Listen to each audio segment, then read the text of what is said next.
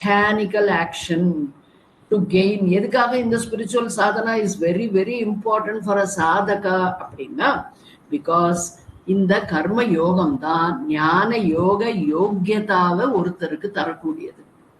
I gain that eligibility to do proper ஸ்ரவணம். Time pass ஸ்ரவணம் இல்ல, ப்ராப்பர் ஸ்ரவணம். என்னுடைய கோலை நிர்ணயம் பண்ணிட்டு அந்த கோலை நான் அடைவதற்கு உண்டான வகை இந்த ஸ்ரவணமேனு புரிஞ்சுண்டு பண்ணக்கூடிய ஸ்ரத்தையோடு கூடிய சித்த ஏகாகிரதத்தோடு கூடிய ஸ்ரவணம். ஸோ அது எனக்கு ஞான யோக யோக்கியத்தையே கொடுக்கறது. ஸோ தேர்ஃபோர் கர்ம யோகத்தினுடைய முக்கியமான நோக்கம் should be this.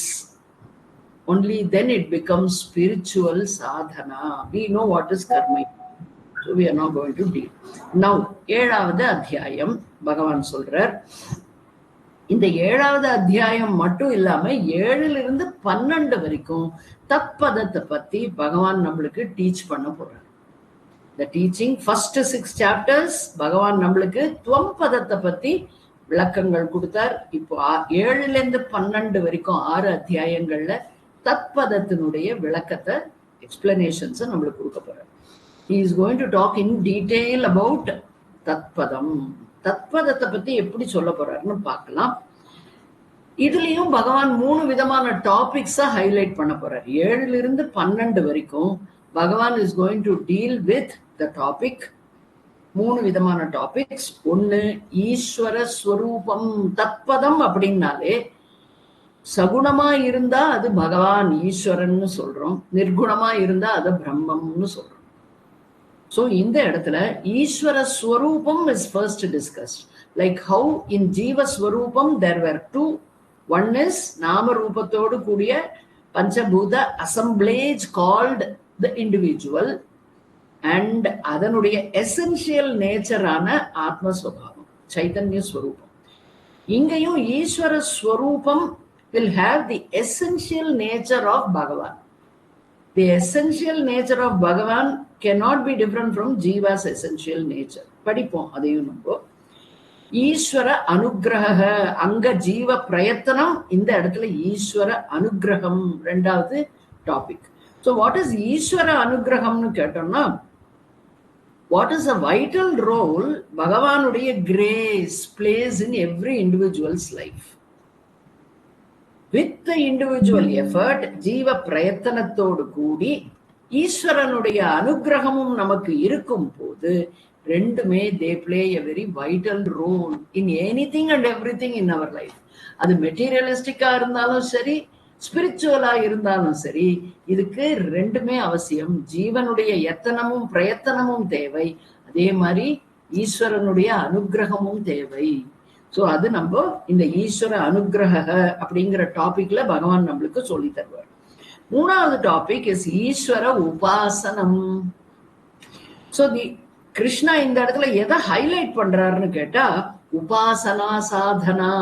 ஸோ முன்னாடி இருந்த சாப்டர்ல கர்ம ஸ்பிரிச்சுவல் சாதனா, கர்ம யோகமாக செய்வது எப்படின்னு, இந்த இடத்துல உபாசனா சாதனா, டிசிப்ளின் ஆஃப் ஈஸ்வர தியானம். பகவானை எந்த மாதிரி நம்ம மனசுல உபாசிக்கணும்.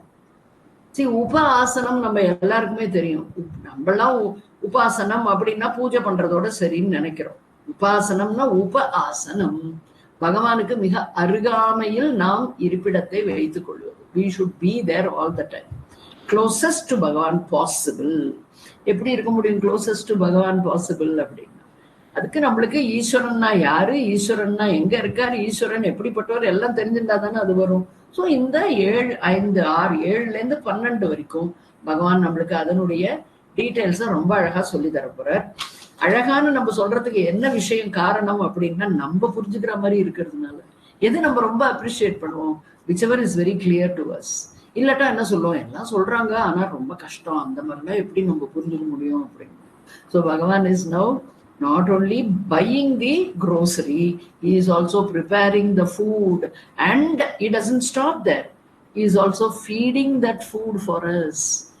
சாஸ்திர அறிவை நமக்கு ஊட்டி விடுகிறாராம். இந்த 6 அத்தியாயத்துல ரொம்ப முக்கியமான அத்தியாயங்கள், turning point in Bhagavad Gita.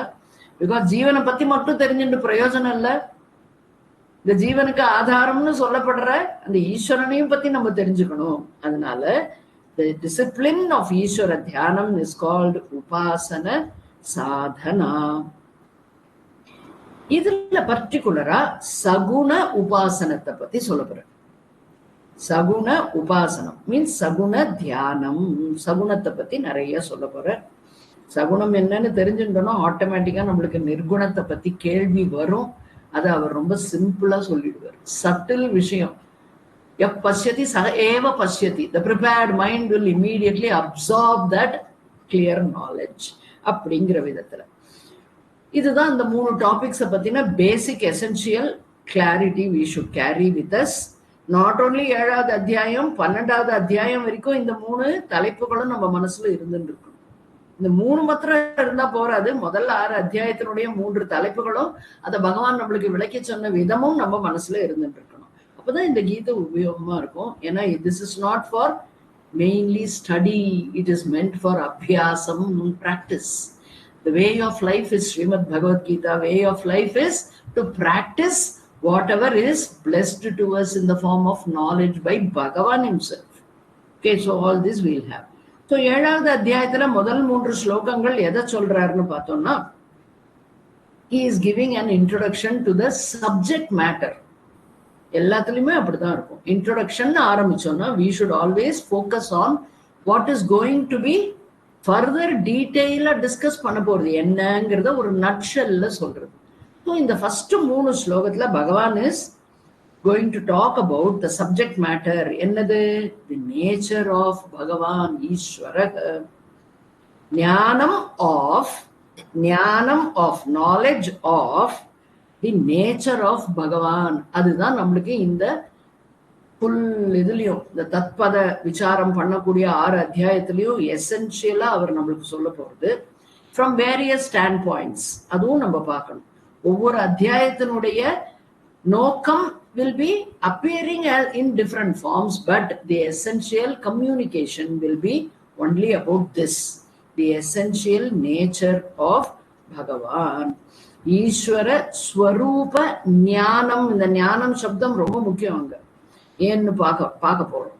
So ஈஸ்வர ஸ்வரூப ஞானம் is the topic first he will discuss. அந்த ஈஸ்வர ஸ்வரூப ஞானத்தையும் அங்க பார்த்த மாதிரியே தான், ஜீவஸ்வரூபம் மாதிரி தான் ஈஸ்வர ஸ்வரூபமும். சகுணமும் இருக்கு, நிர்குணமும் இருக்கு. So he will divide that ஈஸ்வர ஸ்வரூப ஞானம் topic into 2. One will be என்ன? சகுண ஈஸ்வர ஞானம். சகுணமாக, சகுணம்னா என்ன? that which is available for perception, that is sagunam, with a form, with a name, a specific role. இதெல்லாம் தான் அந்த ஈஸ்வரனுடைய சகுணம். இந்த சகுண ஈஸ்வர ஞானம், knowledge of Bhagavan with a form, that is the meaning. சகுண ஈஸ்வர ஞானம் is termed as ஞானம் பவதி. ஞானம் அப்படின்னா நாலேஜ். நாலேஜ் ஆஃப் ஈஸ்வர, சகுணமாக நாம் தெரிந்து கொள்ளுவது. ஞானம்ங்கிற சப்தம் இந்த இடத்துல இட் இஸ் இண்டிகேட்டிங் சகுணத்தை பற்றின அறிவு, நாலேஜ். அடுத்ததான அவர் டிவைட் பண்ணிருக்காரு 2. அடுத்தது என்னன்னு கேட்டோம்னா நிர்குண ஈஸ்வர ஞானம். நாலேஜ் இந்த இடத்துல இட் இஸ் நாலேஜ் அபவுட் நிர்குண ஈஸ்வரன். ஸோ இந்த சகுணம் நிர்குணம்லாம் நம்மளுக்கு ரொம்ப ஃபெமிலியரான வார்த்தைகள். So we don't have to say anything. Means it is pure essential nature of Ishvara. அதுக்கு எப்படி நம்ம டேர்ம் யூஸ் பண்றாருன்னா that is called விஞ்ஞானம். நிர்குண ஈஸ்வர ஞானம் is termed as விஞ்ஞானம். விஞ்ஞானம் பவதி. ஸோ இதை விஞ்ஞானம்னு சொல்றா. ஸோ கிருஷ்ணா என்ன சொல்றார் அப்படின்னா, I am going Arjuna, he calls him Arjuna, I am going to give you both of these. 2ஐயும் நான் கொடுக்க போறேன். என்னென்ன? ஞானம் அண்ட் விஞ்ஞானம் அப்படின்னு சொல்லிட்டு he is also glorifying this ஞானம். எந்த ஞானம்? where you understand சகுண ஈஸ்வர as well as நிர்குண ஈஸ்வர. இப்படி இது 2 பத்தின ஞானம் அவர் ரொம்பவுமே புகழ்ந்து சொல்லுகிறார். அதனால எதுக்காக அப்படி புகழணும் அந்த ஞானத்தை அப்படின்னு கேட்டா, சாமான்யமா இருக்கிறவாள்லாம் இத ஒரு டைம் பாஸா எடுத்துட்டு கேட்க வருவாள். பர்டிகுலர் கோல் நிர்ணயம் பண்ணிக்காம கீதை கேட்டா ரொம்ப நல்லதுங்கிறா, அதனால கேட்கிறேன்னு சில பேர் வருவாங்க. சில பேர் எனக்கு என்ன பண்றதுன்னே தெரியல, காத்தால பொழுது நேரம் இருக்கு அதனால கேட்கிறேன் அப்படின்பா. சில பேர் சொசைட்டில நானும் பகவத்கீதை படிக்கிறேன்னு சொன்னா எனக்கு ஒரு ஸ்டேட்டஸ் இருக்கு அப்படின்னு அதையும் சொல்றவாளும் இருக்கும். So there are various reasons for people coming to the study of Shastra, study of Srimad Bhagavad Gita. So Bhagavan says, do not take such a layman approach towards listening to this Shastra in the knowledge. Take it very seriously. See, Bhagavan இப்படி சொல்றாருன்னா நம்ம எப்படி இருக்கணும், எக்ஸ்ட்ராவா நம்ம இதுல we should be able to pay attention. ஸ்ருணு அப்படிங்கிற சப்தம் எங்க வந்தாலும் we should know extra attention demand பண்றார் பகவான். ஸோ இந்த டாபிக்ல ஸ்ரீமத் பகவத்கீதாக்கே ஸ்ருணு தான், கேட்டுட்டே தான் இருக்கணும் கிரேட் அட்டென்ஷனோட. இந்த knowledge is very very rare. It is not available for everybody's reach. ஏன் அப்படின்னா, unless this person is prepared மைண்டோட இருந்தாலே ஒழிய இது எவ்வளவு வாட்டி கேட்டாலும் they will be able to enjoy, because they don't have to think about வீடு வாசல், சொந்த பந்தம், சூழ்நிலைகள், கவலைகள், உடலை பத்தின வியாதி இருந்தா அது அந்த மாதிரி எண்ணங்கள் கொஞ்ச நேரத்துக்கு வராம இருக்கு. So they take it as an escape from every other mundane things. அப்படி அல்ல. இது ஏன் வெரி வெரி ரேர்னா, the few of these people who have prepared their mind. What is preparation? கர்ம யோகத்தின் மூலமாக சித்தசுத்தியை அடைந்து சாதன சதுஷ்டயத்தை வளர்த்து கொண்டவர்களுக்கு என்னவா இருக்கும், அது அந்த மாதிரி இருக்கிறவன் ரொம்ப ரேர். அதனால இந்த ஞானத்தை சரியான முறையில் ஏற்றுக்கொள்ளும் பக்குவத்தோடு கேட்பவர்கள் மிகவும் அரிது. But this knowledge is very very very valuable knowledge. ஏன் இது வேல்யூபிள் நாலேஜ் அப்படின்னா, the fact. What is the fact? This alone can liberate. லிபரேட்னா என்ன? பந்தப்பட்டிருக்கேன்னு நினைக்கிறவனை விடுதலை செய்வது. எப்படி அந்த பந்தத்திலிருந்து விடுதலை அடையறோம், இதெல்லாம் நம்ம படிச்சிருக்கோம். எப்படி விடுதலை அடையறோம்? எதுவுமே வெளியில மாறாது. என்னுடைய தெளிவான அறிவு எதை சொல்லும் அப்படின்னா, எனக்கு பந்தம் என்பது கிடையாது, அகம் நித்தியம் முக்தக. இதனாலதான் பந்தம் போறது, அதையும் நம்ம ஞாபகம் வச்சுக்கணும். So இந்த அறிவு தான், இந்த knowledge about Ishvara's Saguna Nirguna Swarupam will give us the clarity, and I will be able to leave the samsara aside. அது ஒதுக்கிடுவேன், நான் பாட்டுக்கு இருந்துட்டு இருப்பேன். So this is very important. We will என்ன சொல்றது, இந்த knowledge மூலமா தான் நம்மளுக்கு fulfillment கிடைக்கும், பூர்ணத்துவம் we can get. எவ்வளவு பணம் சம்பாதிச்சாலும், எப்பேற்பட்ட வாழ்க்கையை நம்ம வாழ்ந்தாலும், ராஜா மாதிரி வாழறேன்னு சொல்லலாம். ஆனாலும் அங்க என்ன இருக்கும்னா, ஏதோ ஒரு குறை மனசுல இருந்துட்டு இருக்கும். சரீர சம்பந்தப்பட்டதா இருக்கலாம், உறவுகள் சம்பந்தப்பட்டதா இருக்கலாம், இமோஷனல் டிஸ்டர்பன்சஸ் இருக்கலாம், நேபர்ஸ் ப்ராப்ளம் இருக்கலாம். எதுவா இருந்தாலும் சூழ்நிலைகள்னால பல தாக்கங்கள் மனசுல அப்பப்போ வந்துட்டே இருக்கும்.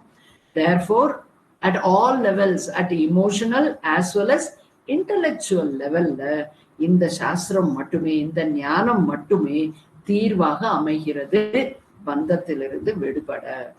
இதுதான் 3வது ஸ்லோகம் வரைக்கும் பகவான் நம்மளுக்கு கொடுக்கிற பியூட்டிஃபுல் கைடன்ஸ்.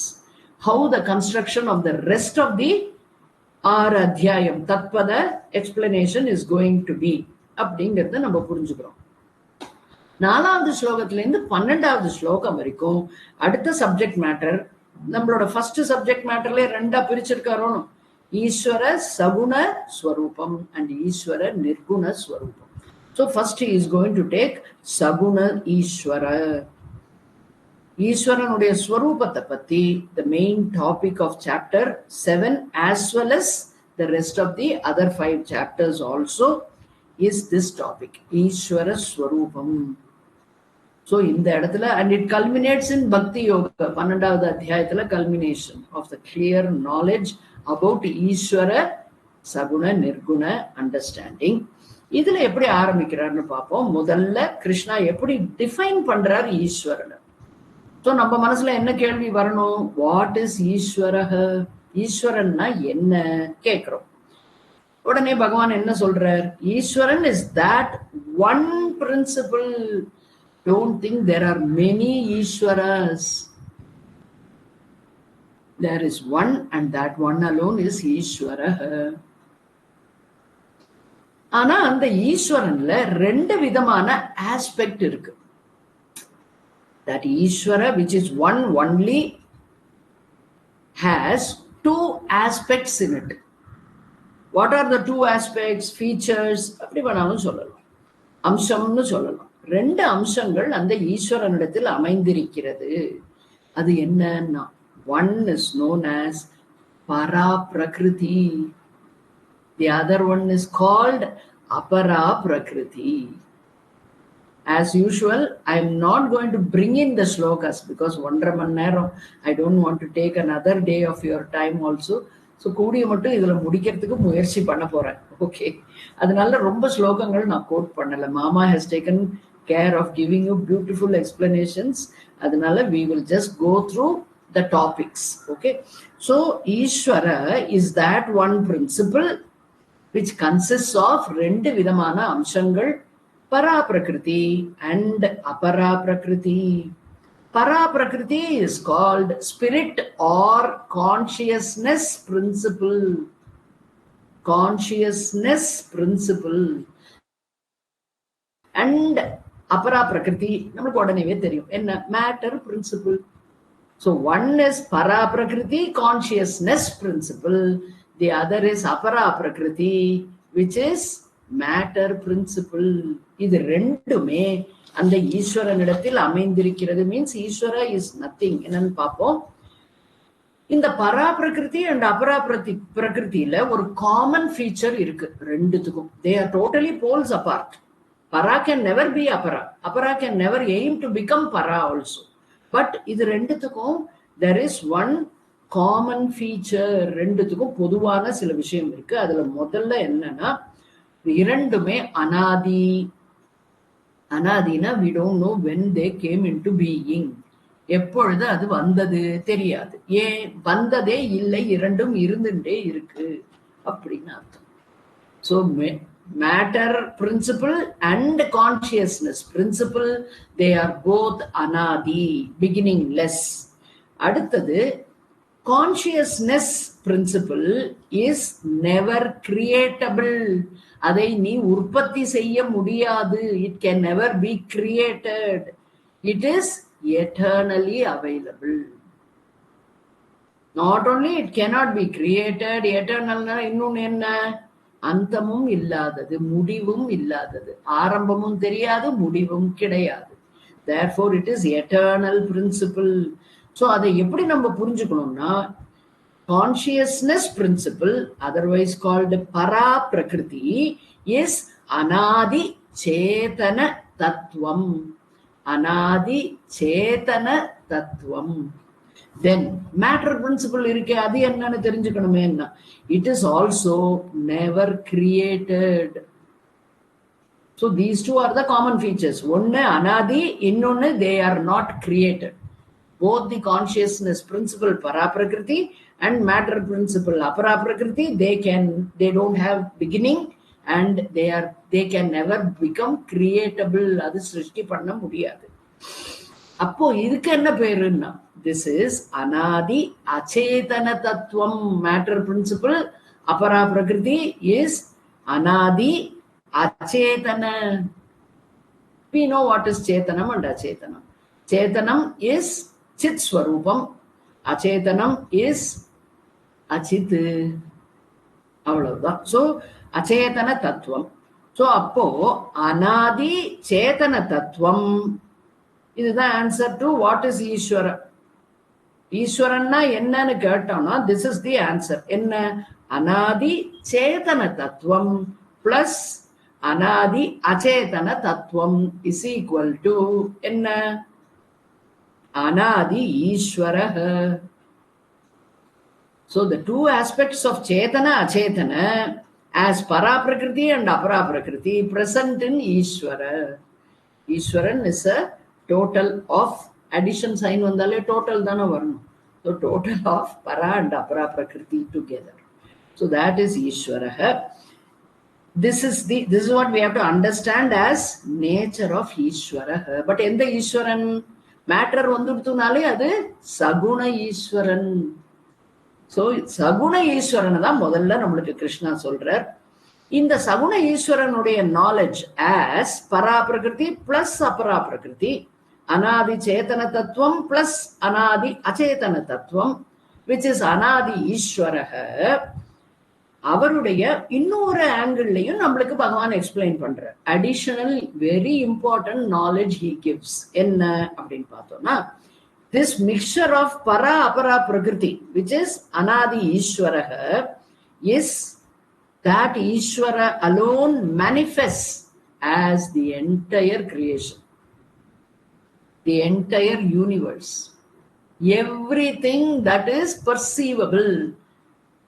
நம்மளுக்கு தெரியும் perceivableனா என்னன்னு இல்லையா? ரூப ரசகந்த ஸ்பர்ஷ அண்ட் ஸ்ரவணம் பண்றது எல்லாமே நமக்கு இந்த 5 இந்திரியங்கள் மூலமா நம்மால் கிரகிக்கப்படும் உலகம்ங்கிற ஒண்ணு. It is nothing but entire creation is amsham of Ishvara. Ishvara alone manifests, appears as the entire names and form in the universe. So அப்ப நம்ம என்னன்னு சொல்லுவோம்? ஜகத் காரணம் ஈஸ்வரக. This is the point Bhagavan wants to mention to us. Anadi Ishvaraha alone manifests, appears as the entire universe. Therefore ஜகத் காரணம் ஈஸ்வரக. So ஈஸ்வரனை பத்தின details நம்மளுக்கு இப்ப சொல்றார். ஈஸ்வரன்னா என்னன்னு சொல்லி அந்த ஈஸ்வரன்னா எப்படி நம்ம புரிஞ்சுக்க போறோம், அதுக்கு வழி இதுதான். ஸோ காரணம் ஈஸ்வர, காரணம் ஆஃப் ஜகத் இஸ் ஈஸ்வர. தேர்ஃபோர் ஜகத் இஸ் காரியம். ஈஸ்வரக காரணம் ஃபார் ஜகத் and the manifested names and form is the karyam of anadi Ishvaraha. இது நம்ம ஞாபகம் வச்சுக்கணும். We should get it very clear.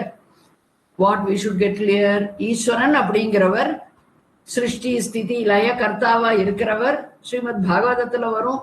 எப்படி மாயையினுடைய முக்குணங்களை தன்னுடைய கருவியாக எடுத்துக்கொண்டு பகவான் தன்னையே ஒரே ஒரு ஈஸ்வரனே, ஏகமாக இருக்கும் அந்த ஈஸ்வரனே 3 குணங்களோடு தன்னை சம்பந்தப்படுத்திக் கொள்ளுவதாக தோற்றத்தை எடுத்துக்கொண்டு சிருஷ்டி ஸ்திதி லய கர்த்தாவாக தோன்றினார். பாகவதத்துல வருது, ஸ்ரீமத் பாகவதத்துல. சோ அந்த இதுல we should understand ஈஸ்வரன் ஏதோ ஒரு இடத்துல உட்கார்ந்துட்டு, like how we roll chapatis and pass it to the kitchen for cooking it மாதிரி பண்ணல. He is not making manufacturing people and pushing them out. போ அங்க போய் போற இங்க போய் போற அப்படின்னு. No no no no no. Bhagavan is not sitting in one place and doing this Srishti job. Bhagavan himself, Ishvara himself evolves. He manifests, he appears as the entire names and forms of this created world, of the creation. Entire Srishti is Ishvara Amsham. That is why Ishvara in the edathila he is called Upadana Karanam. The matter expression manifestation, matter manifestation அந்த இடத்துல நம்ம பார்ப்பது எதுவுமே எல்லாமுமே என்ன? It is only ஈஸ்வர அம்சம். So சிருஷ்டி ஸ்திதி லய காரணம் ஈஸ்வரக அண்ட் ஜகத் காரணம் ஈஸ்வரக. சிருஷ்டி ஸ்திதி லய கர்த்தானாலே ஜகத் காரணம், ஜகத் காரணம் ஈஸ்வரக அப்படின்னு சொல்லி ஃபர்தரா என்ன டெவலப் பண்றாருன்னா, ஈஸ்வர இஸ் காரணம், ஜகத் இஸ் காரியம். சோ காரண காரியம் அப்படின்னாலே நம்மளுடைய பேசிக் நாலேஜ் ஃப்ரம் பஜகோவிந்தத்துல இருந்து நம்ம எடுத்துன்னு வரணும். அங்க என்ன சொன்னார்? வயசி கதேக்காக காம விகாரக சுஷ்கே நீரேக்காக காசாரக. When you don't find the effect, where is the cause? If there is a cause, then you will feel the result also. So what does it mean? There cannot be a result, karyam, separate from the cause. The cause itself is manifesting as the effect. இதுதான் அங்க புரிஞ்சுட்டோம் பஜகோவிந்தத்துல. அது இங்க நம்ம apply பண்ணணும். That is the beauty of our Shastra. It doesn't stick to one glue. Don't get glued to one particular text and think I can understand. Go back and forth. Bhagavad Gita le Bhagavan adathan solra. Acharya Bhashyakara eppadi solrarna, நீ படிச்சுட்டே வா, ஆனா don't just merely go on. இங்க ஏதாவது ஒன்று இருந்து அதுக்கு முன்னாடி இருந்தா அதையும் கொண்டு வந்து கனெக்ட் பண்ணிட்டு படிக்கணும். That is what is called really படிக்கிறது. மற்றதெல்லாம் சும்மா பேஜை திருப்பிட்டே போறதுன்னு அர்த்தமாயிடும். So there is no world separate from ஈஸ்வர, பிகாஸ் ஈஸ்வர இஸ் காரணம், ஜகத் இஸ் காரியம். The cause and effect can never be separated. They have to be always the same. ஒரே இதுவா இருக்கணும். Bhagavan himself is manifesting as the entire world. அப்படின்னா இந்த வேர்ல்டுக்கு இன்னொரு பேர் என்ன? God, Bhagavan. Bhagavan himself in a different configuration.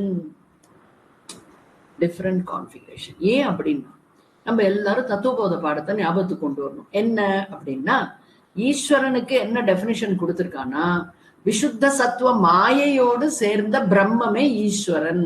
அங்க கொடுத்திருக்கிற டெபினிஷன். ஓகே, சோ அதன் அடிப்படையில வாட் ஷுட் வி அண்டர்ஸ்டாண்ட்? ஜீவா இஸ் வாட்? மலின சத்துவம். அப்படின்னா எங்க ரஜசும் தமசும் ஜாஸ்தியா இருக்கோ அந்த மாயை குணங்கள்ல கலந்தது அவித்யா ரூபமா இருக்கிற மாயையோடு சம்பந்தப்பட்ட பிரம்மமே தான் ஜீவனாக வெளிப்படுகிறது. தத்துவபோத பாடம். ஓகே, சோ அதையும் கவனத்துல வச்சுக்கணும். அதனாலதான் இங்க என்ன சொல்றது? Different configuration. See how useful it is when you study Prakarana Grantham and then come to the Upanishad Grantham. இது உபனிஷத் கிரந்தம். இதுக்கு நம்ம வரணும்னா அந்த ப்ரிப்பரேஷன் இருந்தா தான் இந்த கான்ஃபிகரேஷன் ஒரு சப்தத்தை உபயோகப்படுத்தினா we'll be able to connect immediately. So what is the configuration part here? Maya plus Brahmam is equal to Ishwaraha. Maya plus Brahmam is equal to Jeevaha. இதுதான் சத்தியம். ஆனா அந்த மாயையில ஏன் அது ஈஸ்வரன்னு சொல்றோம், இதையே ஜீவன்னு சொல்றோம்னா அது விசுத்த சத்துவ மாயா ஈஸ்வரனை ஏற்படுத்துது. விசுத்த சத்துவ மாயா அப்படின்னா that which obeys ஈஸ்வர. மலின சத்துவம் அப்படின்னா the சத்துவம் is not prominent. Rajas and tamas are ruling the sattvam. Therefore the decision is decided by avidya. That is why avidya plus brahmam is jiva. So அந்த கான்ஃபிகரேஷன்ல இருக்கிற இஷ்யூனாலதான் என்ன, God himself is the worldங்கிறத நம்ம சரியா புரிஞ்சுக்க முடியுது தத்துவபோத பாடத்தின் மூலமாக. ஏன்னா இந்த சர்வ சிருஷ்டியும் என்னன்னா பல ஜீவராசிகள்.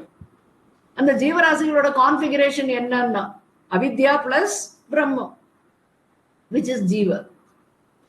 இதே ஈஸ்வரனோட கான்ஃபிகரேஷன் என்னன்னா அவித்யாவினுடைய சினனிமான மாயாவோடு கலந்த அந்த பிரம்மம். கலந்தங்கிறதெல்லாம் நம்ம புரிஞ்சுக்கிறதுக்காக சொல்றது. It can never get mixed up. For our understanding is equal to ஈஸ்வரஹ. So this is the configuration part. Okay, கிளியரா இதை நம்ம புரிஞ்சுக்கணும். இதுக்கு நம்ம ஒரு எக்ஸாம்பிளும் நம்மளோட பல இடத்துல பார்த்துருக்கிற எக்ஸாம்பிளும் ஞாபகம் வச்சுக்கணும். Gold. The gold, the substance is one, but the forms are many. Different ornaments are manufactured. So the gold தான் manifest ஆறுது, appear ஆறுது பலவிதமான ஆபரணங்களாக. இது நம்ம எல்லாருமே அனுபவபூர்வமாவே தெரிஞ்சுட்டது. இதுக்கு நம்மளுக்கு வேற விதமான விளக்கமே தேவையே இல்லை. தென் ஆர்னமெண்ட்டுங்கிறது பின்ன எதை குறிக்கிறது நம்ம கேட்போம். நாம ரூபம்னா எதை குறிக்கிறது? Why there should be a nama rupa if there is no separate existence from gold? Why this nama rupa? Ornament, ஆபரணம்னு எதுக்கு அதுக்கு பேர் கொடுத்தேள் அப்படின்னு கேட்டா, ஆபரணம் does not indicate ஒரு புது substance. Ornament indicates only, it is only pointing to the substance called gold. Gold ornament. But in different manifestation. பலவித ஆபரணங்கள் நகைக்கடையில போனா தெரியும். ஒவ்வொரு ஷெல்ஃப்லயும் ஒவ்வொரு விதமான ஆபரணங்கள். ஆனா எல்லாமுமே என்னங்கிறது நம்மளுக்கு தெரியும். Gold substance is one. It manifest, it appears as many நாம ரூப.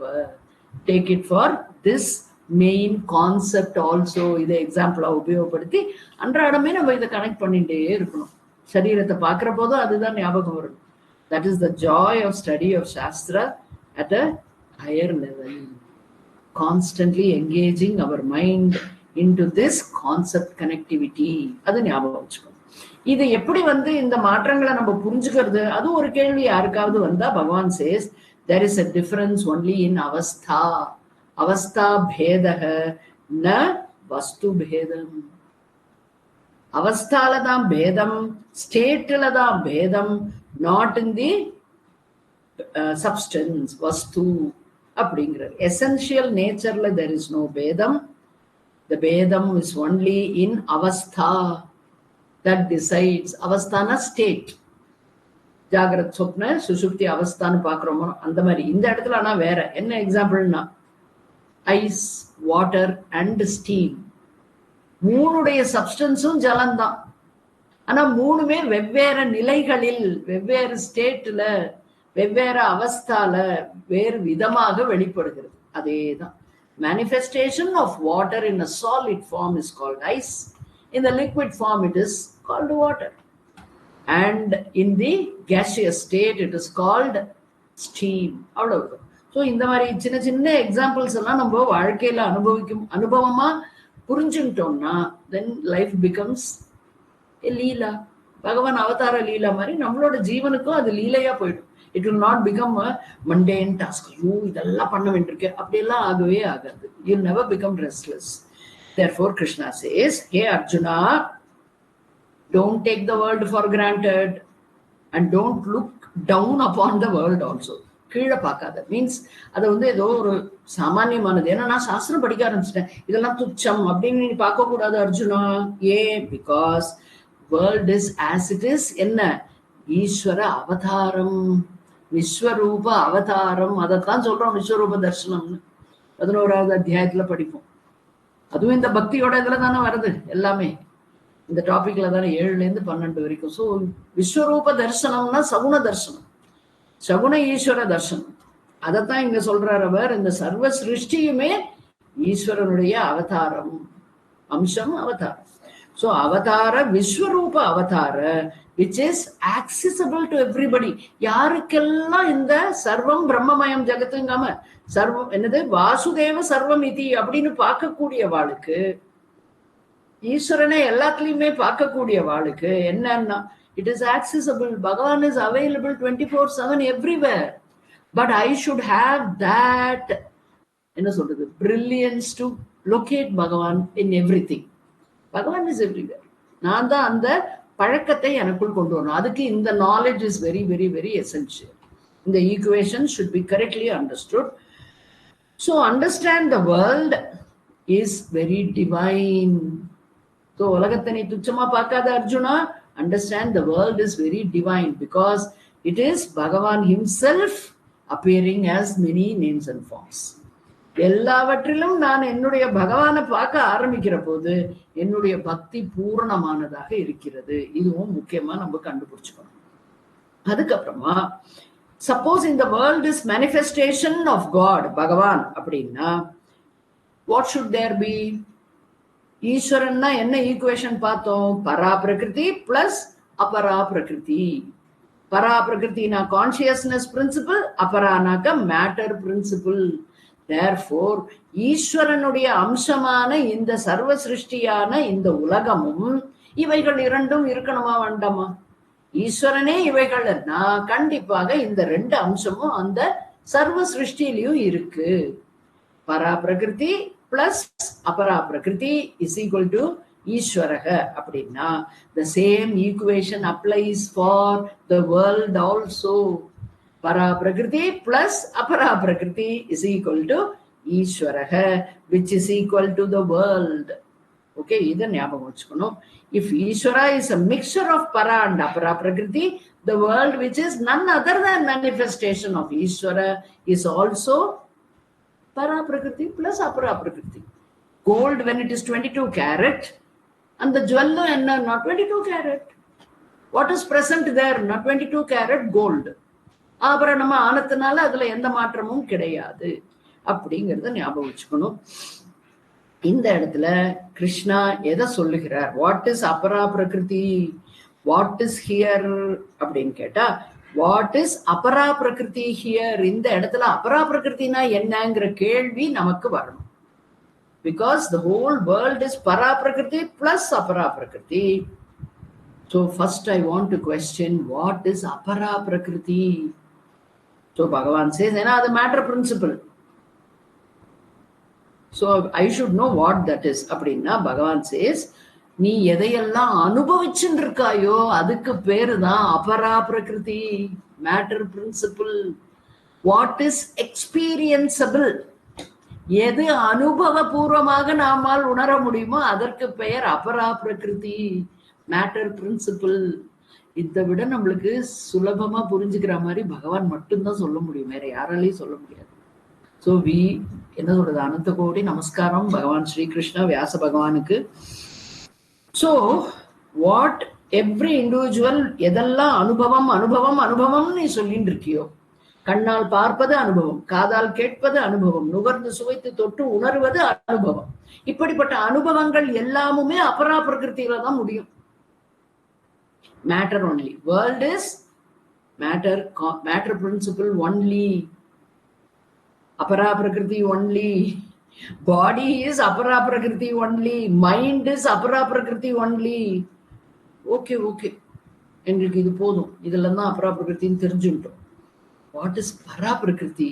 அதை நாங்க எங்க போய் கண்டுபிடிக்க முடியும்? அனுபவங்கள் தான் அபரா பிரகிருத்தின்னு சொல்லிட்டு, பரா பிரகிருதி எப்படி நாங்க, அதுவும் ஏதாவது ஒரு ஸ்பெஷல் அனுபவம் இருக்குமான்னா, no way. Bhagavan says, never search for even para prakriti. Apara prakriti நீ சர்ச்சே பண்ண வேண்டாம். ஏன்னா அது ஒன்னால ஆப்வியஸா நீ பார்த்துட்டு இருக்க, கேட்டு நுகர்ந்து சுவைத்து தொட்டு உணர்ந்துட்டு இருக்க. So if you understand that is apara prakriti, that is enough. In every action, if you are able to identify, அனுபவிப்பது எல்லாமுமே அபரா பிரகிருத்தின்னு. ஆனா பரா பிரகிருத்தியே don't even try, don't even attempt to search for para prakriti. Why? Para prakriti is your consciousness principle.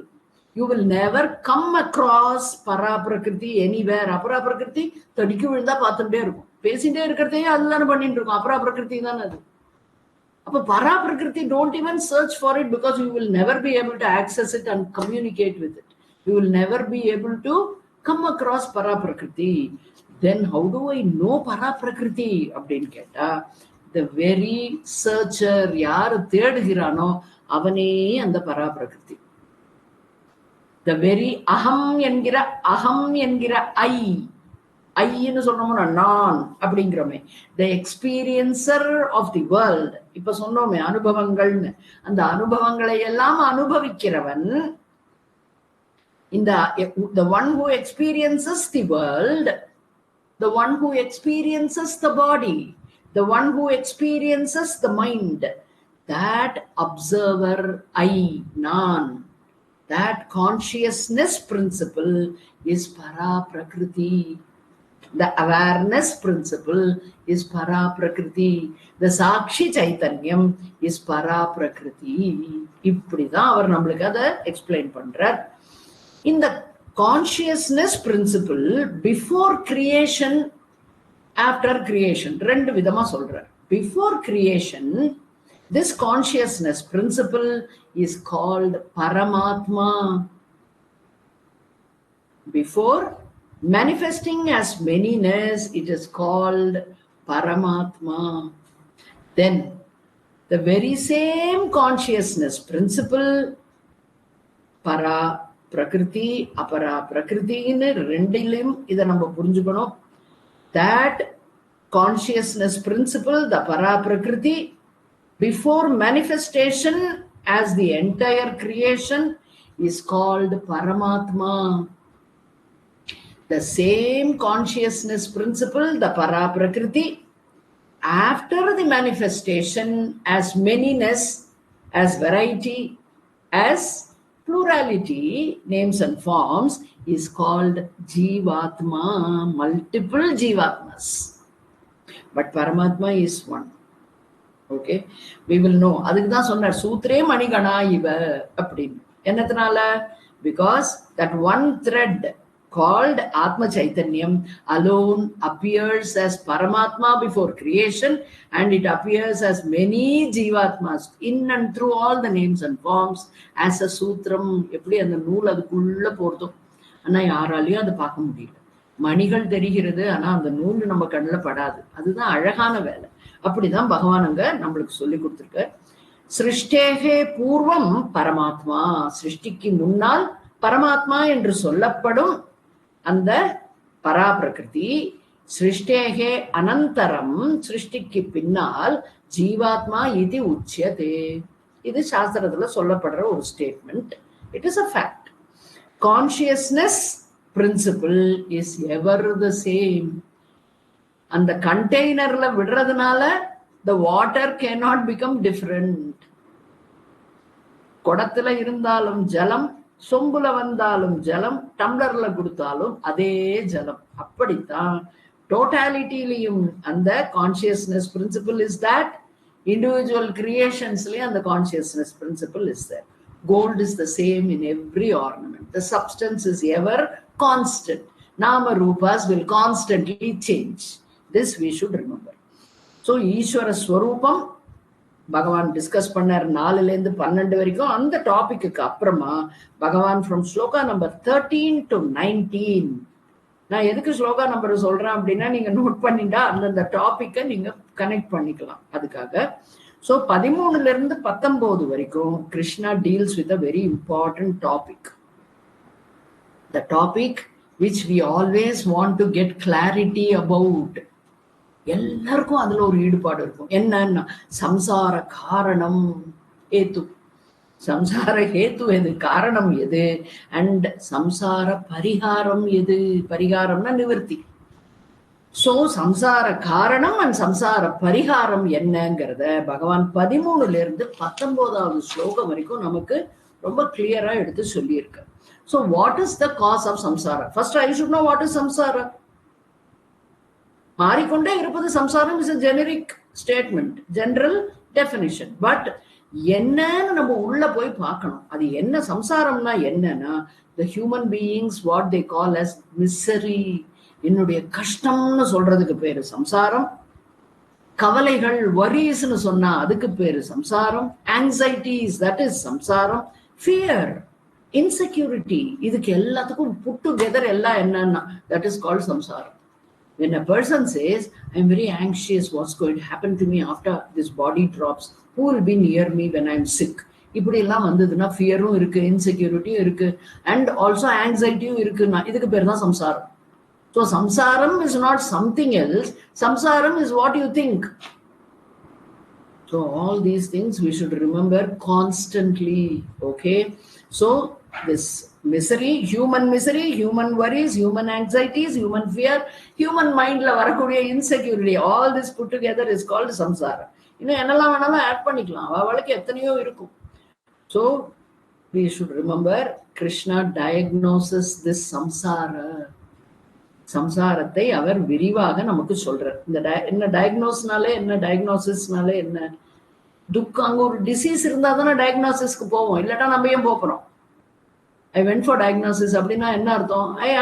I had to go for this diagnosis because எனக்கு இந்த disease இருக்கு, இந்த வியாதி இருக்குன்னு. சம்சாரம்ங்கிற வியாதியை போக்குறதுக்கு பகவான் இப்போ டயக்னோஸ் பண்ண போறார் நம்ம எல்லாரையும். அதுக்கப்புறமா he is also going to give us the medicine for it. பரிகாரமும் பண்ணணுமோ. The diagnosis is what? It will find the root cause of my disease.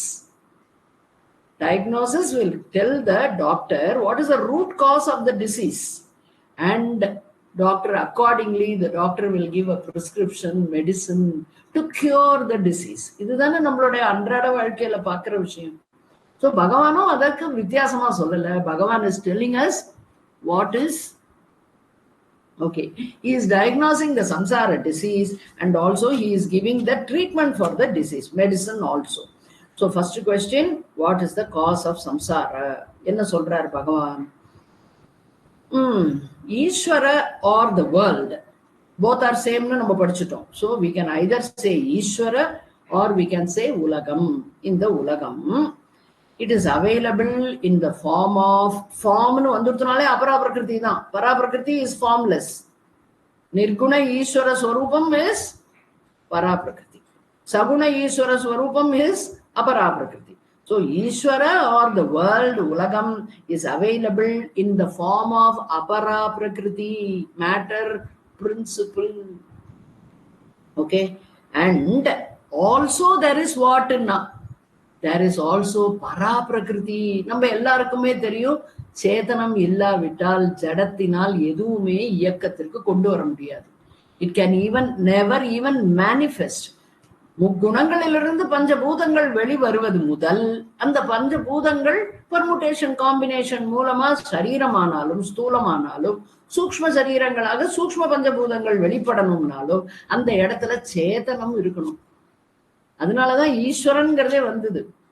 விவேக சூடாமணியில நம்மளுக்கு சொல்லியிருக்கா என்னன்னா, மாயாங்கிறது பகவானுடைய சிருஷ்டிக்கான சக்தி. Creative power of Ishvara is மாயா அப்படின்னு.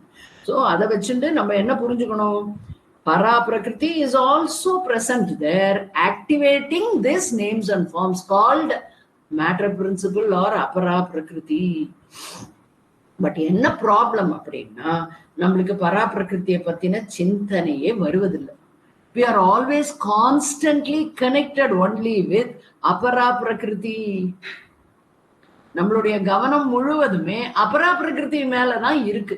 அதனாலதான் பகவான் என்ன சொல்றாருன்னா, we spend our entire lifetime in pursuit of apara prakriti. அபரா பிரகிருத்தியை அடைவதில் தான் நம்மளுடைய வாழ்க்கையின் பெரும்பாலான நேரம், பெரும்பாலான இல்லை எல்லா நேரத்தையும் அதுக்குதான் நம்ம செலவிடுறோம். And we totally depend upon apara prakriti. Our dependence is only on apara prakriti.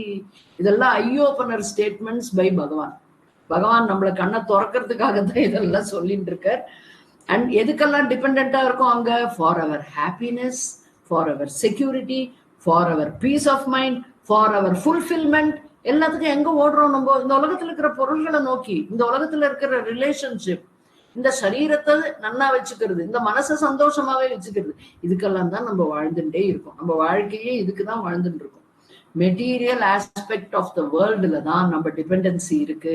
அதுலதான் we are looking for happiness and we are looking for peace, we are looking for fulfillment, and unfortunately none of this is available in that apara prakriti. Fulfillment cannot be gotten from this apara prakriti, material world, and happiness cannot be there in that material world. Nama rupam. இதெல்லாம் தத்துவபோத பாடம். விவேக சூடாமணிலையும் நிறைய சொல்லியிருக்காரு பகவான். So இந்த மாதிரி நான் தேடுறதுனால என்ன தப்பு? எனக்கு அதுல தானே கிடைக்கிறது. ஆனா நம்மளுக்கு அந்த கிடைக்கிற திருப்தி, ஆனந்தம், அமைதி இதெல்லாம் எத்தனை நேரம் நிக்கிறது? செக்யூரிட்டி எல்லாமே எத்தனை நேரம் இருக்கு அப்படின்னு பார்த்தா ஃபிளீட்டிங், தற்காலிகமானது. அனித்திய வஸ்துவிலிருந்து ஒருபோதும் நித்தியமான சுகமோ, நித்தியமான செக்யூரிட்டியோ, நித்தியமான அமைதியோ, நித்தியமான ஃபுல்ஃபில்மெண்டோ, பூர்ணத்துவமோ கிடைக்கவே முடியாது. அதைத்தான் இங்க அவர் நம்மளுக்கு சொல்றார். அபரா பிரகிருதி which is matter in nature, apara prakriti which is matter is constantly undergoing changes. தத்துவபோத பாடம் ஞாபகத்துக்கு வரணும். அஸ்தி ஜாயதே வர்த்ததே விபரிணமதே அபக்ஷீயதே வினஷ்யதி. இதுதான் அபரா பிரகிருத்தினுடைய லட்சணம், nature. Therefore that nature based apara prakriti will never remain constantly steady. ஸ்டெடியாதால இருக்க முடியாது. நம்மளே என்ன சொல்றோம், காத்தால எழுந்துக்கிடுச்சு இன்னைக்கு எவ்வளவு நன்னா இருக்கு, அப்பாடா கை கால் வலி எல்லாம் போச்சு, நான் நிம்மதியா இருக்க, முழங்கால் வலி இல்லவே இல்லை, தூங்கி எழுந்தனோட ஃப்ரெஷ்ஷா இருக்கேங்கிறோம். Time is progressing. 3 மணி நேரம் கழிச்சு அதே திடத்தோடு நம்ம வாயிலேருந்து அந்த வார்த்தைகள் வராது. 6 மணி நேரம் கழிச்சு கொஞ்சம் கொஞ்சம் மாற்றங்கள் இருக்குன்னு சொல்லுவோம். 8 மணி நேரம் ஆச்சுனால என்ன சொல்லுவோம், எப்படா போய் முதுக சாக்க போறோம், படுத்துக்க போறோம்னு இருக்கு. முடியவே இல்லை, நாள் முழுக்க ஏதோ இருந்தது வேலை, கை கால்லாம் சோர்ந்து போச்சு அப்படிங்கிறோம். இல்லாத இருந்த முழங்கால் வலியும் சரீர சோர்வும் நம்மளுக்கு நாள் சாயங்காலம் ஆக ஆக வெளிப்படுறது. So constantly unsteadiness is what is steady in பகவான் நம்மளுக்கு நம்ம குருதேவ் சொல்லியிருக்கார். Change alone is the changeless law. யாருக்கு? அபரா பிரகிருதிக்கு. That law applies for apara prakriti only. So any அபரா பிரகிருதி மேனிஃபெஸ்டேஷன், சரீரமா ஸ்தூலமா இருக்கட்டும், சூக்ஷ்ம சரீரமா இருக்கட்டும், or anything you name it in the world, that can never remain constantly the same. Matter cannot be perfect also. எது மாறாமல் இருக்கிறதோ அதுவே perfect. மாறிக்கொண்டே இருந்தால் அது imperfect. So the matter principle is imperfect always, and there is no perfect ideal apara prakriti அப்படின்னு ஒண்ணுமே கிடையாது. Either there is problem in yoga. யோகனா என்ன? acquiring. நம்ம போய் எதையாவது சேர்க்கணுங்கிற போது there is always a problem. யாருக்காவது ஒருத்தருக்கு நான் போனேன் எல்லாத்தையும் முடிச்சுட்டு வந்தேன்னு யாராவது சொல்றாளோ, நான் போனேன்னா அங்க இப்படி ஆச்சா அப்படி ஆச்சான்னு அதுக்கு ஒரு பெரிய வால் மாதிரி கதை வரும். ஏன்னா அத்தனை ஸ்ட்ரகிள் இருந்தாதான் ஒண்ணு அடைய முடியறது இந்த காலத்துல. மின் காலத்தை விட இப்ப நம்மளுக்கு தெரியும் rat race, what is happening அப்படின்னு. So man can never say நான் போன வேலை முடிஞ்சது, நான் சந்தோஷமா வந்தேன், சொல்லவே முடியாது. So there is a problem in acquisition yoga or க்ஷேமான டு மெயின்டைன் தட். நம்ம அடைந்ததை கஷ்டப்பட்டு பலவிதமான வழிகளில் முயற்சி செய்து அடைந்த பொருளை, யோகத்தை நம்மால் க்ஷேமமாக வைக்க முடியவில்லை, மெயின்டைன் பண்ணி வைக்க முடியறது இல்லை. For example, constantly everybody is working hard towards வாட்னா ஸ்டேட்டஸ்ல நான் இம்ப்ரூவ் ஆகணும், I must go up in status. அதுதான் பிரைம் கன்சர்னா இருக்கு. ஸோ நம்ம எல்லாரும் என்ன சொல்லுவோம், ஸ்டேட்டஸ் கோ. யாராவது எப்படி இருக்குங்கிட்ட ஸ்டேட்டஸ் கோ அப்படிம்போம். அப்படின்னா என்ன அர்த்தம்னு நம்மளுக்கு தெரியுமா தெரியாதான்னு எனக்கு தெரியல. பட் பகவான் சொல்ற ஸ்டேட்டஸ் அப்படின்னா position. Acquiring a position you have to really work hard. Nothing comes easy in this world. ஏதாவது ஒண்ணு அடையணும்னா என்ன பண்ணணும், பகீரத பிரயத்தனம் பண்ணணும். அப்படி இருக்கிற அந்த ஸ்டேட்டஸ் பொசிஷனை அக்வயர் பண்ணியாச்சு. கோ அப்படின்னா என்ன, QUO. What is that mean? To maintain that status permanently in the same degree. Is it possible? Not at all possible. Because what goes up will have to come down. பார்க்கறதுக்கு நம்மளுக்கு எல்லாம் வெளியில ஆளழகா துப்பட்டிக்காரான்னு இருக்கும். உழுவுல போனாதான் தெரியும் அந்த சரீரத்துக்குள்ள எத்தனை ப்ராப்ளம். அதே தான் ஸ்டேட்டஸும். Status you have to work for yoga and க்ஷேமா, the status quo you have to constantly struggle to keep it on that same level. இதுதான் நம்ம உலகத்துல பார்த்துட்டு இருக்கோம். பகவானும் அதைத்தான் சொல்றார். அண்ட் அந்த ஸ்ட்ரகிள்ல we invariably fail. இன்னைக்கு பெரிய ஆளா இருக்கிறவன் என்னைக்குமே பெரிய ஆள்னு உலகத்துல பார்த்தது இல்லை நம்ம. We always see different rulers coming, we see different heads of the institutions coming, business world coming and going. இதான் நடந்துட்டு இருக்கு. The status they acquire, the core they are not able to remain and retain. So this is what is the nature of apara prakriti. Apara prakriti is subject to the modifications, constant changes, and I depend upon apara prakriti. முன்னாடி சொன்னதெல்லாம் ஞாபகம் வச்சுக்கணும். What all we depend upon for. எதுக்கெல்லாம் நம்ம அபரா பிரகிருதி மேல சார்ந்து இருக்கிறதுக்கு வாழ்க்கையை வாழ்ந்துட்டு இருக்கோம். ஸோ அந்த apara prakriti by itself is insecure. There is no security in apara prakriti. What is security? Constant remaining in the same way. Constantly remaining in the same way. But whereas apara prakriti enna constantly changing all the time. So adu enna, though it appears to give me security, it is only temporary. The nature of apara prakriti is insecurity. That's நம்ம புரிஞ்சுக்கணும். Expecting security from the insecure apara prakriti, that is samsara, you will never have success. You will fail miserably. அதனாலதான் நம்ம புனரபி ஜனனம் புனரபி மரணம்னு வந்து போயின்னு இருக்கும். எங்கேயாவது ஒரு இடத்துல இந்த உலகத்தின் மீது சார்ந்து இருந்து நம்ம பூர்ணத்துவத்தை அடைய முடியுமான்னு பார்த்துட்டு இருக்கோம். அண்ட் சந்தோஷமா இருக்க முடியுமான்னு பார்த்துட்டு இருக்கோம். தற்காலிகமான வர சந்தோஷத்தை டாக் அண்ட் த போன் கதையா, ஆஹா எவ்வளவு நல்லா இருக்கு இந்த வாழ்க்கை அப்படிங்கிறோம். கொஞ்ச நாள்லயே அதுல கசப்பு வந்ததுன்னா, ஐயோ என்ன வாழ்க்கை இது, பகவானே உனக்கு கண்ணே இல்லையான்னு சண்டைக்கு போய் நிற்கிறோம். So this is the problem of அபரா வித்யா, டிபெண்டன்சி. இது எப்படின்னா, எக்ஸாம்பிள் ஏதாவது சொல்லணும்னா, மணல்ல இருந்து சாண்ட், நல்லா நிறைய சாண்ட் எடுத்து போட்டு போட்டு போட்டு மெஷின்ல வேணாலும் போட்டு புழிஞ்சு எடுத்தாலும் என்ன வராது, அதுல இந்த எண்ணெய் வராது. Oil will never come out of any amount of sand. அதே போல அபரா பிரகிருதியிலிருந்து என்ன வர முடியாது, பர்மனன்ட் செக்யூரிட்டி வரவே முடியாது. Because it is not there. மணல்ல இருந்து ஏன் ஆயில் வரலன்னு யாரான்னு கேட்போமா? முட்டாளே, மணல்ல போய் நீ ஆயில் எடுக்க பாத்தியே, மூட மூட அப்படின்னு சங்கராச்சாரியார் பாஷையில சொல்லு. மூட. Don't go look for oil in the sand. Where can you get oil from sand? அப்படின்னு நம்ம திட்டும். முட்டாள்தனமா பண்றீங்க. சாஸ்திரம் நம்மளை பார்த்து அதே தான் சொல்றோம்.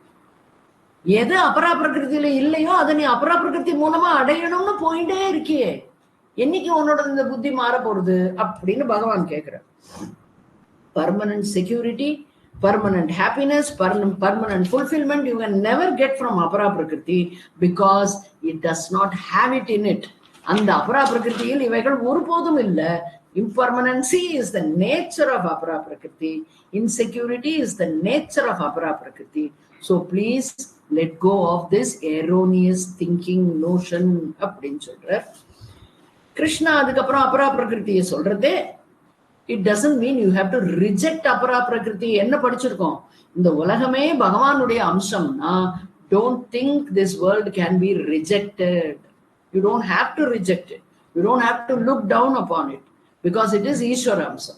Then it is divine. The world is divine. Apara prakriti is also divine because para prakriti oda sambandhapattirukku. Therefore, but what is the use of apara prakriti அப்படினு கேட்டா, you can use it for your experiences. Experiences na enna, ஏற்கனவே நாம் திருப்தி அடையாமல் அனுபவிக்கணும்ங்கிற ஆசைகளை தேக்கி வைத்திருக்கும் வாசனைகளை, பிராரப்தம்னா என்ன, வில்லில் இருந்து புறப்பட்ட அம்பு, அதை அனுபவித்துதான் தீர்க்கணும். அப்படி நாம் அனுபவிப்பதற்கு இந்த உலகம்னு ஒண்ணு வேணுமோனும். இந்த சரீரமே உலகம்தான். சோ ஜீவனும் அதுல ஒண்ணுதான். அப்படி இருக்கிறது, இந்த சரீரம் இருந்தா தான் நான் அனுபவிக்க முடியும். இந்த சரீரம் மட்டுமே போராது, அனுபவங்களுக்கு அனுபவிக்க வேண்டிய உலகம்ங்கிற 5 விதமான sensory objects அங்கு வேணும். So all this is apara prakriti. Use that for your exhaustion of karma, vasanas. அனுபவங்களை அடைவதற்கு, experiences அடைவதற்கு, appreciation-ஐ அடைவதற்கு. When you want dependence also, you will take temporarily psychological or emotional security, dependence. This you can never get from apara prakriti. So you have to turn towards para prakriti. இதனால impermanent apara prakriti, don't go and look for permanent fulfillment, happiness and your security. மத்ததெல்லாம் அதுல include ஆயிடுறது.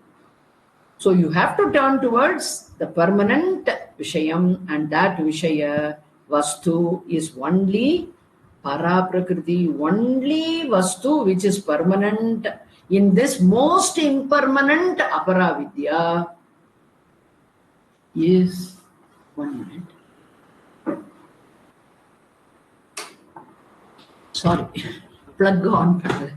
So only permanent amongst this whole world of impermanent apara prakriti is para prakriti alone. Consciousness principle alone is the most permanent, only permanent vastu in this impermanent names and forms called the world. So you don't have to reject apara prakriti, but use it for anubhavam. ஏன்னா அவைகள் இல்லாவிட்டால் நம்மளுடைய வாசனாசை exhaust பண்ண முடியாது. ஜீவபாவம் இருக்கிற வரைக்கும் வாசனாஸ் இருக்கு, வாசனாஸ் இருக்கிற வரைக்கும் அனுபவங்கள் அவசியம். அனுபவங்களுக்கு இந்த உலகம்ங்கிற அபரா பிரகிருதி இஸ் எசென்சியல், நாமரூபம் is essential. Therefore, for exhaustion of vasanas, for அனுபவங்கள், கர்மத்தை, பிராரப்த கர்மத்தை அனுபவங்களாக மாற்றுவதற்கு go to apara prakriti. But for your fulfillment, security and happiness, you have to come only to para prakriti அப்படின்னு சொல்றார். யார் இதை புரிந்து கொள்ளவில்லையோ, those people are trapped in சம்சாரத்துல மாட்டின்டுட்டேனேன்னா. ஏன் மாட்டின்றோம்? Because we have misplaced belief, misinterpreted concepts, erroneous notions. இதெல்லாம் நம்மள பிடிச்சிட்டு இருக்கிறதுனால நம்மளால சரியான முறையில திங்க் பண்ண முடிவதில்லை. சோ ட்ராப்ட் இன் சம்சாரா. ஃபார் நம்மளோட அன்றாட வாழ்க்கையில அனுபவங்கள்னு பார்த்தோம்னா எல்லாமே இருக்கு. எழுந்துட்டு பல்லு தேய்க்கிறதுல இருந்து ராத்திரி தூங்க போற வரைக்கும் only experiences in different shades and different forms and different ways, emotional as well as intellectual and physical. இதெல்லாம் தான் நம்மளுக்கு இருக்கு. இது எல்லாத்துக்கும் அபரா பிரகிருதி தான் எசென்ஷியல். பரா பிரகிருதி இஸ் எவர் தேர், அபரா பிரகிருதி is constantly changing. Okay, so இங்க என்ன அப்படின்னா, யூஸ் அபரா பிரகிருதி for all your experiences in the day. So நம்மளுடைய சில முக்கியமான கட்டங்களை பார்த்தோம்னா, ஒரு ஃபெஸ்டிவல் வருதுன்னு வச்சுக்கோங்க, தீபாவளி, பொங்கல், என்னெல்லாமோ நிறைய ஃபெஸ்டிவல்ஸ் இருக்கு. ஒவ்வொரு ஃபெஸ்டிவல், பர்த்டே, அது விட்டுற முடியுமா? வெட்டிங் ஆனிவர்சரி, இதுக்கெல்லாம் நம்ம என்ன பண்ணுவோம்? We always buy gifts for others or for our own self. துணிமணி வாங்குவோம், நிறைய பக்ஷணங்கள் வாங்குவோம், நிறைய பட்டாசு வெடி என்னெல்லாமோ வாங்குறவா இருக்கா. சோ இப்படி பலவிதமான அபரா பிரகிருதி. அபரா பிரகிருத்தியை போய் நீ அபரா பிரகிருதி விற்கிற கடையில வாங்கு, தப்பே கிடையாது. அந்த கடையும் அபரா பிரகிருதி தான். நாயுடு ஹால்ல போறோம், இல்ல அதுக்கு பேர் என்ன, போத்தீஸ்க்கு போறோங்கிறா, நல்லிக்கு போறோங்க, குமரன் போறோங்கிறா, எல்லா பேரும் சொல்றா, சுந்தரி சில்க்ஸ் வரை இப்ப சொல்றேன். சோ இப்படி பல பல பெயர்களை சொன்னாலும் உண்மை என்னன்னா எல்லாமுமே அபரா பிரகிருதி தான். Any names and forms. அந்த அபரா பிரகிருதி கடையில போய் அபரா பிரகிருதியை தேடு, அங்கதான் அது கிடைக்கும். என்ன சொல்லுவா, மளிகை கடையில போய் நீ எனக்கு ஒரு 4 மீட்டர் என்ன டெரிகாட்டன் துணி கொடு அப்படின்னு நம்ம கேட்க முடியாது. நம்மள மேலும் கீழும் பாப்பா, ஏதோ ஆயிடுச்சு போல இருக்கு இந்த ஆளுக்கு. சோ அந்த மாதிரி we all have that exclusive knowledge where to go for what. So go to apara prakriti to get apara prakriti. Apara prakriti shop to get apara prakriti vishayas. Okay, but don't ask there. எங்க அபரா பிரகிருதி கடையில போய் எனக்கு திருப்தி ஏற்படணும், எனக்கு security வேணும், எனக்கு ஆனந்தம் வேணும் அப்படின்னு போய் கேட்காத, அங்க அது கிடைக்காது.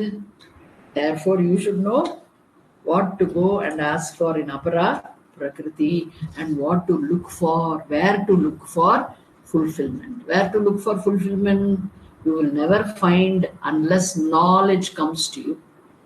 What is para prakriti? And the knowledge irundathaan nammalaala consciousness principle aham asmi. இந்த நாலேஜுக்காக தான் இந்த ஸ்ரீமத் பகவத்கீதாவை பகவான் நம்மளுக்கு சொல்லிட்டு இருக்க. So what is a remedy for this problem அப்படின்னு கேட்டா, கிருஷ்ணர் அழகா சொல்றார், சரண்டர் அன்டு மீ.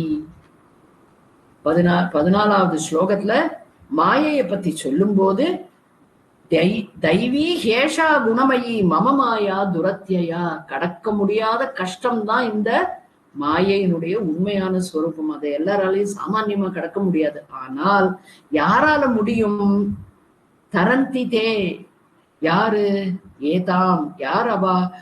யார் ஒருவன் மாமேவ பிரபத்தியந்தே, என்னிடம் யார் சரணாகதி பண்ணாலும் அவன் என்னுடைய மாயையை, மம மாயா, என்னுடைய மாயையை கடக்க முடியும். So we should have this as again a warning to us. Don't go looking for solution into the world. That is where bhakti plays an important part. Instead of worldly விஷயத்துக்கு பதிலாக வேர்ல்ட்லயே போய் குதிக்காத, பகவான் கிட்ட சரணாகதி பண்ணு. He will be able to guide you in the right direction. And உன்னுடைய முயற்சியும் அதுல சேரும் போது, இதுதான் ஈஸ்வராஸ் கிரேஸ் அண்ட் உன்னுடைய பிரயத்தனம், இது ரெண்டும் சேரும் போது you will be able to walk out of any situation without getting affected by it. Whether it is failure or success, you will not be disturbed by it. இதெல்லாம் ஞாபகம் வச்சுக்கணும். ஸோ பிரபத்தி அப்படின்னாலே சரணாகதி ஆர் பக்தி, இதுதான் ரெமிடின்னு சொல்றார். சரணாகதி ஆர் பக்தி, பக்தி சரணாகதியும் ஒன்னா சொல்லும் போது we should understand what is the nature of bhakti also. சரணாகதி பண்ற அளவுக்கு ஒரு மனசுல நம்மளுக்கு பக்தி வரணும்னா அந்த பக்தியோடைய உன்னதமான நிலை எப்படிப்பட்டதுன்னு பார்க்கணும். சோ கிருஷ்ணா இதத்தான் ரெமிடின்னு சொல்ற. என்னன்னு? சம்சார பரிகாரம். நம்ம 2 டாபிக் எடுத்துட்டோம். வாட் இஸ் சம்சார, சம்சார காரணம் அண்ட் சம்சார பரிகாரம். காரணத்தை சொல்லி முடிச்சார், இப்போ பரிகாரத்துக்கு வந்திருக்கார். we should understand this very clearly. 2வது அத்தியாயம் 11வது ஸ்லோகத்துல பகவான் சொல்றார், ஞானம் alone can be a remedy for samsaram. Nothing else can remove samsaram. ரெமிடினா என்ன? வியாதி ஸ்வஸ்தமாகணும், வியாதி சரியா போகணும். அது சரிப்படுத்துவது எதுன்னு தெரியாம நம்ம தப்பான மருந்தெல்லாம் முழுங்கிட்டு இருக்கோம். அப்புறம் பிரகிருத்திய. அதனால பகவான் சொல்றார், நாலேஜ் ஆஃப் ஞானம் alone can remove samsara dukkam. ஆத்தியந்திக துக்க நிவர்த்தி இஸ் த பிரயோஜனம் of study of Sastra. So 2வது அத்தியாயம் 11வது ஸ்லோகத்துல அதை சொல்றார் அவர். அதே போல ஞானம் தான் ரெமிடி. ஞானம் alone, it is not one of the remedies. ஞானம் is only remedy. அதையும் ஞாபகம் வச்சுக்கணும். இங்க பக்திய பகவான் சொல்லிட்டு இருக்கார். பக்தி இந்த மாதிரி இடங்கள்ல தான் நம்ம அந்த கான்ட்ரடிக்ஷனை சரியா புரிஞ்சுக்கணும். சோ ஒரு இடத்துல பகவான் சொல்லியிருக்கார், அர்ஜுனனுக்கு அதே சந்தேகம் தான், கர்மமா ஞானமா எது பெருசு, எதை நான் ஃபாலோ பண்ணணும்னு கேட்கிறேன் 3வது அத்தியாயம் ஆரம்பத்துல. இங்க எப்படின்னா பகவான் சேஸ் ஞானமலோ, ஞானம் is the only remedy for சம்சார நிவர்த்தி. பட் இங்க என்ன சொல்றாருன்னா பக்தி is said to be the remedy. இங்க பக்தி தான் ரெமெடிங்கிறார். உன்னுடைய சம்சார நோய் தீர்வதற்கு மருந்து பக்தி அப்படிங்கிறார். So how do I understand this contradiction? How do I equate this contradiction? How do I solve this disparity? அப்படின்னு நம்ம கேட்டோம்னா உடனே என்ன கேள்வி வரும்? எப்படிப்பா இது சாத்தியம்? அங்க ஞானம்ங்கிற இங்க பக்திங்கிறியேன்னு நம்ம பகவான்கிட்ட போய் கேட்டோம்னா பகவான் சொல்ற, பக்தி இஸ் நாட் ஒன் பர்டிகுலர் சாதனா. பக்திங்கிற வார்த்தையில் ஏதோ ஒரே ஒரு சாதனையை மட்டும் சொல்லல. நம்ம என்ன நினைக்கிறோம், காத்தால எழுந்துட்டு ஸ்நானம் பண்ணி சாமிகிட்ட போய் கிளீன் பண்ணி நிர்மாலயத்தை எடுத்துட்டு விளக்கேத்தி கோலம் போட்டு நமஸ்காரம் பண்ணி நைவேத்தியத்துக்கு உண்டானதை வச்சு முடிஞ்சா ஸ்லோகம் சொல்லி பூஜை பண்ணி நமஸ்காரம் பண்ணிட்டு வந்துட்டோம்னா அதுக்கு பேரு பக்திங்கிறோம். அதுவும் பக்தி தான். சொல்ல போறாரு இதே 7வது அத்தியாயத்துலதான் 4 விதமான பக்தர்களை பத்தி. சோ இந்த இடத்துல Bhagavan says it is a series of sadhanas. இந்த பக்திங்கிற சப்தத்துல ஒரே ஒரு செயல் மட்டும் இல்ல, ஒரு சாதனா மட்டும் இல்ல. இட் காம்பேக்டா அதுல பல விதமான சீரீஸ் ஆஃப் சாதனாஸ் இருக்கு. Means gradation. ஒவ்வொரு நிலையிலிருந்து நம்மளை உயர்த்தி கொண்டே போகணும். அந்த மாதிரியான சாதனைகள் படிப்படியாக பக்தியில் முன்னேறுவதற்கான சாதனைகள் இருக்கு. அதை நம்ம என்ன சொல்றோம்னா ஞான ரூப பக்தி. சாதாரண பக்தியை பத்தி இங்க சொல்லலைங்கிறது நம்மளுக்கு இது இண்டிகேஷன். ஞான ரூப பக்தி.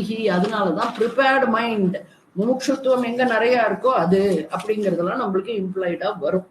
திஸ் ஞான ரூப பக்தி என்ன அப்படின்னா பகவான் அதை பத்தி எலாபரேட்டா 12வது அத்தியாயத்துல சொல்ல போறார். ஞான ரூப பக்தினா என்னன்னு இந்த இடத்துல அதை பத்தி அவர் எக்ஸ்பிளைன் பண்ணல.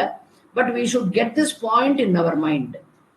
பக்தின்னு இங்க பகவான் சொல்றது, don't get disturbed. அங்க ஞானமா இங்க பக்தியான்னு understand that bhakti is not one sadhana. It is a continuous chain of sadhanas which will culminate in jnanam. Culminating in knowledge is the remedy for samsara. Karma should make you eligible to understand Shastra. Bhakti should drive you towards that jnanam. Bhakti sadhana should slowly push you towards that culmination of knowledge. So பகவானுடைய கிரேஸ்னாலதான் நம்மளுக்கு அது கிடைக்கும். இதை 16-17 ஸ்லோகங்கள்ல பகவான் சொல்லிட்டு இருக்காரு நம்மளுக்கு. சதுர்விதா பஜந்தே மாம் அப்படின்னு 4 விதமான பக்தர்கள், ஆர்த்தி, அர்த்தார்த்தி, ஜிக்ஞாசு, அஞ்ஞானி. ஞான பக்தி, ஞானி பக்தா அப்படின்னு சொல்ற. இதுல எனக்கு ஞானி பக்தனா எனக்கு ரொம்ப பிரியம். மே பிரியக. எதனால? மம பிரியக. எதனாலன்னா because he is always யுக்தக. He is not different from me. He is me, I am him. Therefore he is always very dear to me அப்படின்னு சொல்ற. So bhakta has to develop bhakti. Bhakta has to develop bhakti. சாமானிய பக்தியில் விளக்கேத்தி நமஸ்காரம் பண்ற பக்தி at least நீ ஆரம்பி. பண்ணாத பட்சத்துல அதுக்கப்புறமா டெவலப் தட் பக்தி த்ரூ வேரியஸ் ஸ்டேஜஸ். ஒவ்வொரு படியா ஏறினா தான் மாடிக்கு போகணுங்கிறவா மாடிக்கு போய் சேர முடியும். அதே போல இந்த பக்திங்கிற படிக்கட்டுகளில் உன்னுடைய முயற்சியும் ஈஸ்வர அனுகிரகத்தோடும் நீ ஏறும் போது ஞானம்ங்கிற culmination summit, the peak you will be able to reach அப்படின்னு சொல்ற. அந்த பக்த அப்படி முயற்சி செய்து அந்த நிலையை அடைந்த பக்தன் ஞானி பக்தக. மத்த 3 பேர் என்னன்னா அவர்களும் பக்தர்கள் தான். ஆனா என்னன்னா ஒர்க் இன் ப்ராக்ரஸ் பக்தர்கள். ஒர்க் இன் ப்ராக்ரஸ் பக்தர்கள் அந்த நிலையை அடைவதற்கு உண்டான வேலையில் ஈடுபட்டிருப்பவர்கள், முயற்சியில் ஈடுபட்டிருப்பவர்கள். இதுதான் இந்த ஆர்த்தி, அர்த்தார்த்தி அண்ட் ஜிக்ஞாசு. இவா 3 பேரும் they are all samsaris. ஞானிக்கு சம்சாரம் கிடையாது. அதை விட்டதுனால்தான் அவனை ஞானினே சொல்றோம். He will be living, he will be a grahastha, but still internally he is a sannyasi. Internal sannyasam. எல்லாம் என்ன அருமையான ஒரு கிரந்தம் நம்மளுக்கு பகவத் கிருபையில கிடைச்சிருக்கு. இந்த journey of these bhaktas are also explained in detail in the 12வது அத்தியாயம். ஞானி பக்தா alone is liberated from samsara. Only ஞானி is liberated ன்னு எதனால சொல்றோம்னா he is தி மோக்ஷத்துல இருக்கிறவர். அப்படின்னா என்ன அப்படின்னா பரா பிரகிருதியை புரிந்து கொண்டவர், டிஸ்கவர்டு பரா பிரகிருதி. Bhagavan says it is a very long process and today the time given to me is getting over. It is a long process. Bhagavan